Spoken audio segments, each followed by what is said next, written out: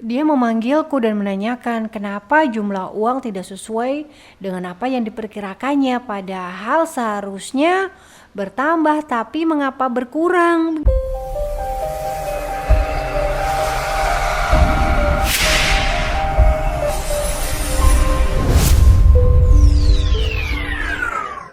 Assalamualaikum warahmatullahi wabarakatuh.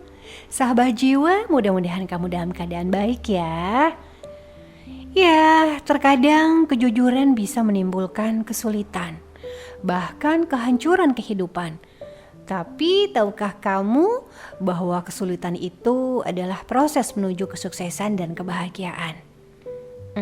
Aku pernah mengalaminya. Begini, saat itu aku bekerja di sebuah rumah makan atau resto gitu ya, sebagai kasir. Ya tahulah pekerjaan kasir itu apa. Setiap hari bergelut dengan nota dan juga uang. Di kasir kami bertiga, tentu saja kami dipercayai sekaligus diuji dengan kejujuran. Begini ceritanya. Pada malam itu aku bekerja seperti biasa di bagian depan atau di bagian kasir ya. Menerima pesanan makanan dan menerima pembayaran. Ya, seperti biasa. Suasana tidak terlalu ramai. Karena beberapa bulan setelah grand opening, resto kembali normal dengan pengunjung dan pembeli ya bisa dihitunglah dengan kasat mata. Nah, waktu itu aku menghitung penghasilan. Meski belum selesai atau tutupan resto ya. Nah, saat menghitung uang hasil penjualan, aku tuh terkejut karena ada sisa uang atau kelebihan. Sekali lagi kelebihan uang, sekitar 100.000 sekian rupiah gitu deh. Ya kan aku jadi gimana ya, berpikir ini kok ada uang sisa gitu kan. Ya kan karena aku takut dianggap gimana-gimana gitu. Akhirnya aku itu membuat nota fiktif. Ya, sehingga terpenuhilah sesuai jumlah uang yang ada.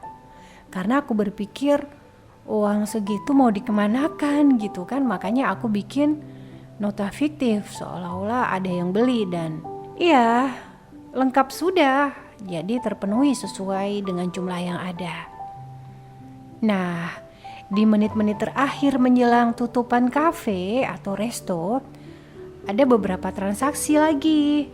Dan hampir closing, aku menghitung kembali uang keseluruhan hasil dari penjualan. Dan ternyata, oh ya, uangnya kurang. Aku terkejut. Gimana kok bisa kurang? Kok bisa padahal kan tadi sudah pas ya waktu dihitung beberapa waktu lalu. Tapi kenapa jumlah uangnya kurang sekarang? Jadi ada kelebihan nota atau ada kekurangan uang ya? Aku bingung kan. Padahal sudah mau tutupan kafenya atau restonya nih. Dan akhirnya aku berpikir bahwa aku mengurangi atau menghilangkan nota fiktif yang aku buat tadi. Jadi kuhilangkan lagi nota fiktifnya. Dan setelah itu tentu saja uang jadi lengkap kan, atau mendekati kelengkapan gitulah ya jumlahnya. Nah kan aku berpikir selesai deh, beres deh urusan malam itu ya kan. Nah ini dia, ternyata oh my god, di luar dugaan deh. Ternyata apa yang terjadi? Manajer kafe, manajer resto itu ternyata mengikuti pergerakan komputer transaksi. Aduh, aku bingung kan.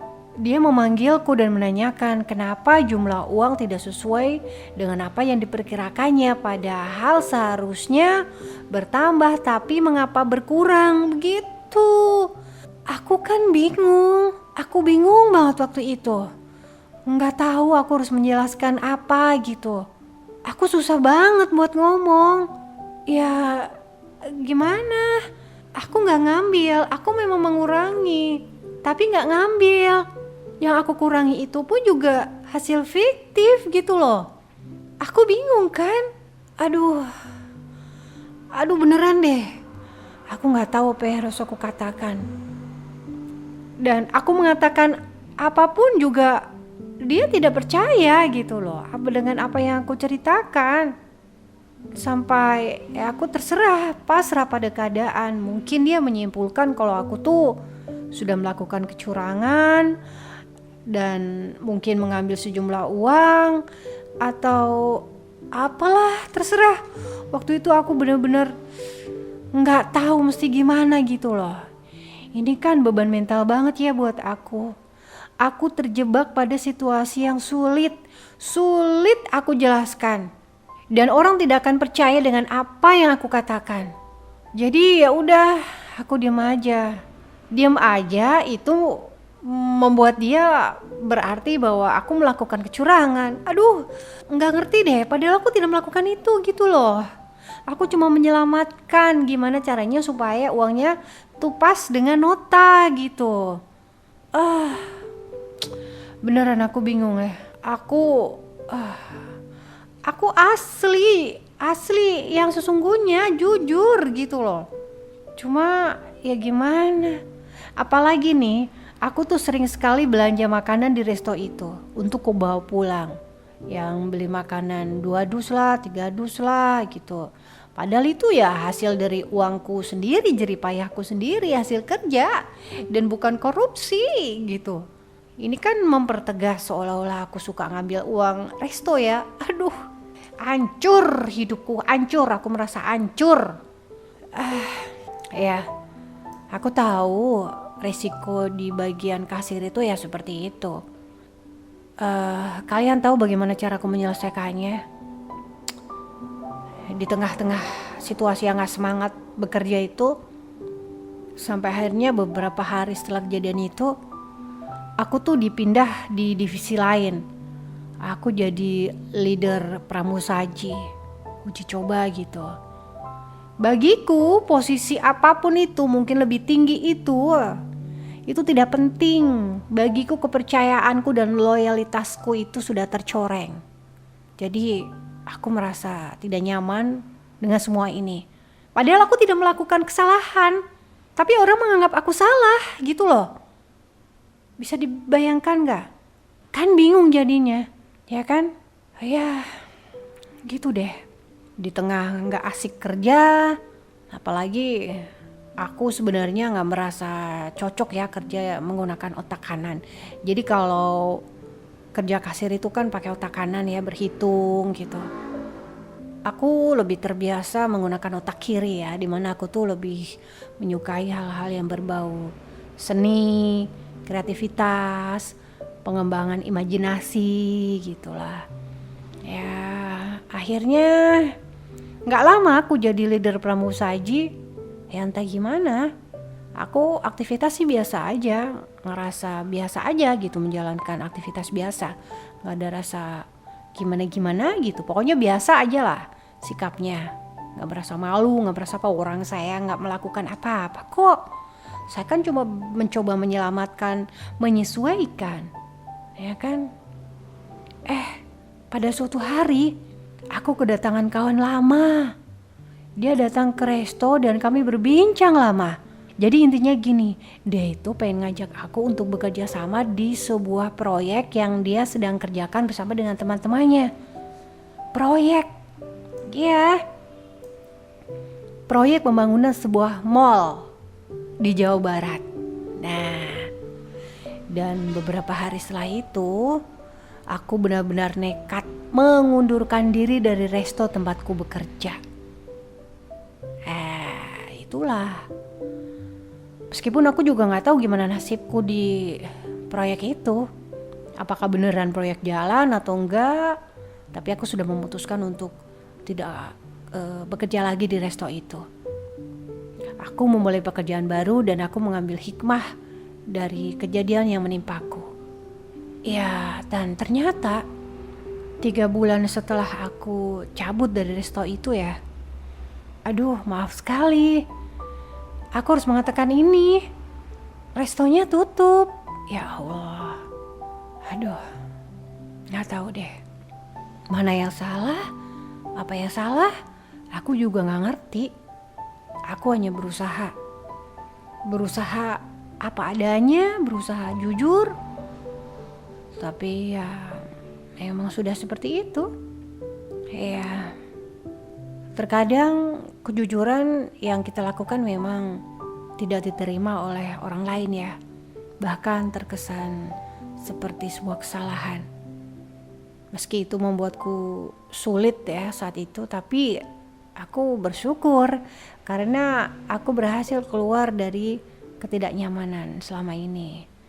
Aku merasa memang ya itulah jalanku, jalan yang harus aku tempuh, jalan yang harus aku lalui. Ya memang seperti itu.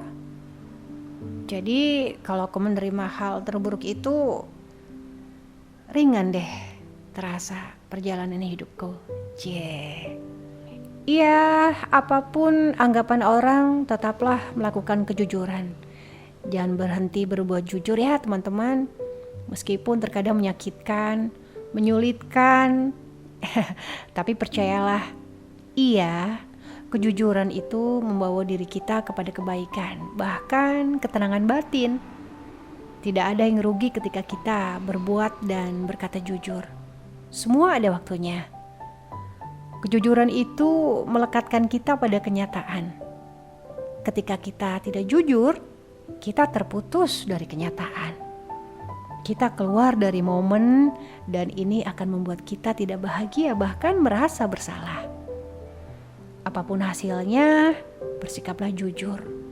Lebih utama itu karena akan membawa ke dalam kehidupan yang lebih baik dan tenang.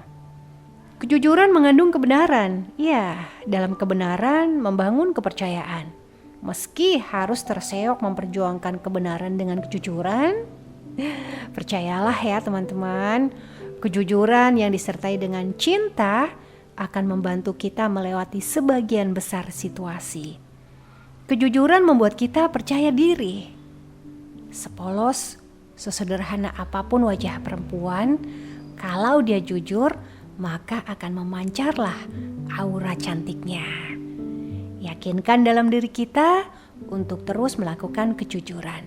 Karena di dunia ini hanya ada 2 kejernihan hati, yaitu jujur atau tidak jujur.